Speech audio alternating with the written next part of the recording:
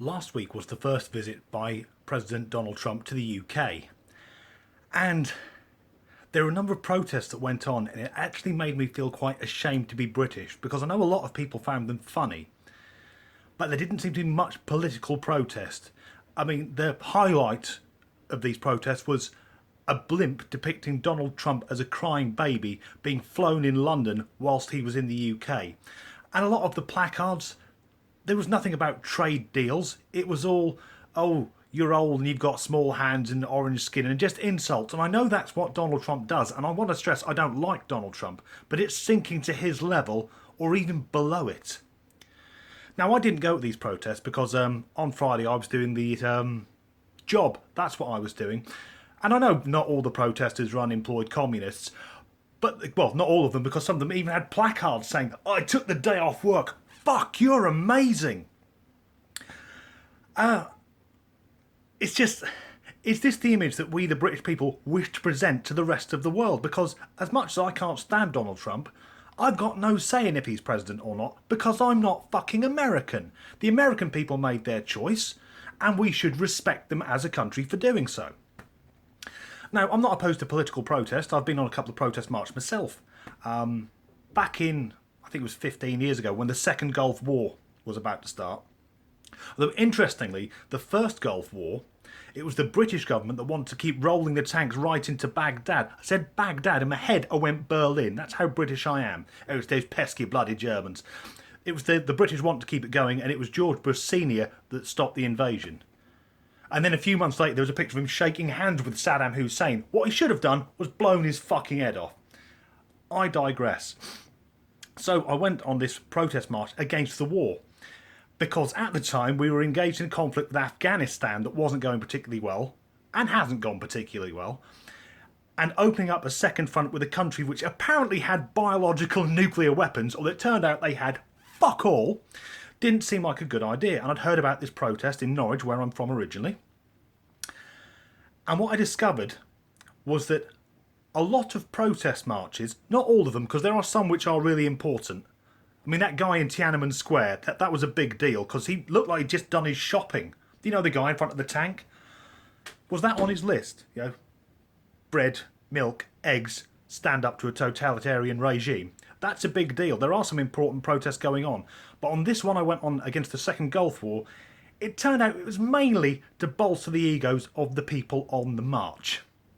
They wanted to feel a bit important. And I went along with the crowd, who were all very proud of what they're doing. And a woman next to me kept going, "Give peace a chance." I was thinking, fuck, you're out of tune.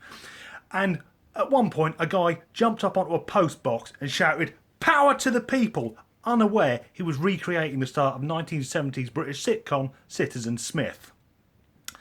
And with the protests, you also get counter-protests, and I've got experience of that as well, from the same issue, actually, the Second Gulf War. Because a few days after this anti-war demonstration, I was out on an all-dayer, if you're familiar with that. A few lads get together, start drinking about midday, absolutely smashed by 4 o'clock in the afternoon. And outside the pub, there were about 4 of us, was another group of people just going, "Stop the war, stop the war, stop the war."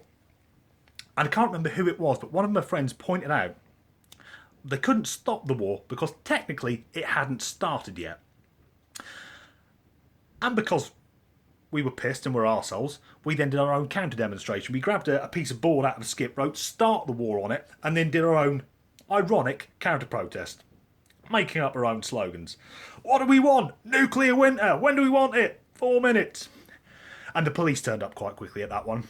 And I know some of you liberal types, yeah, the police turned up. Did they brutalise you, Danny? Did they beat you? Did they waterboard you? No, what the copper said to me was, "Fuck off, lads, you're pissed."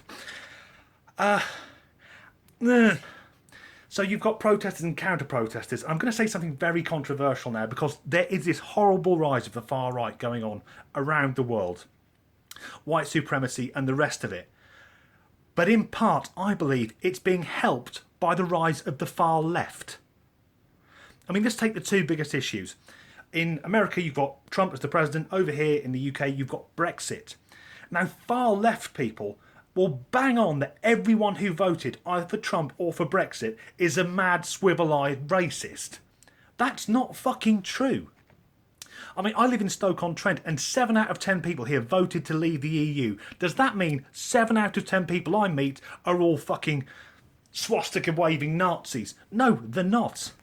Mainly the working class people who are worried about the children's upbringing and the rest of it. And although it might come across a bit right-wing, yeah, immigration is, in their eyes, affecting their chances of better employment. For some people, it won't get any worse. It's the thing. It's just a fucking change. I think that's what Trump got in on. He actually spoke his mind. What little there is of it, I don't like the guy, but he just said, there's too many people coming to the country. Let's fuck them all off out. Not pleasant, but if you're a blue-collar worker in the United States and your job's gone to China and here's a guy saying, we're going to get it back, then yeah, vote for him. But the far-left protest groups now seem to encourage worse behaviour. The best known one is Antifa, or Antifa, however you pronounce it. It means anti-fascist. If you're in Antifa, this might come as a shock. I'm anti-fascist as well. You are in a massive majority. Most people do not support Nazism. I can't remember the last time I had a conversation with someone who said, you know what was a good idea? The Holocaust. You're not anti-fascist, you're just fucking dickheads. Because Antifa only seem to protest at things which are viewed as being a bit right-wing, as long as it's authority that is causing the problem. I mean, this is a really horrible thing to have to bring up. But here in the UK, if you're from outside the UK, you might not have heard of this. We've had instances where our police force have been too worried to intervene in known paedophile gangs because they might get done for racism.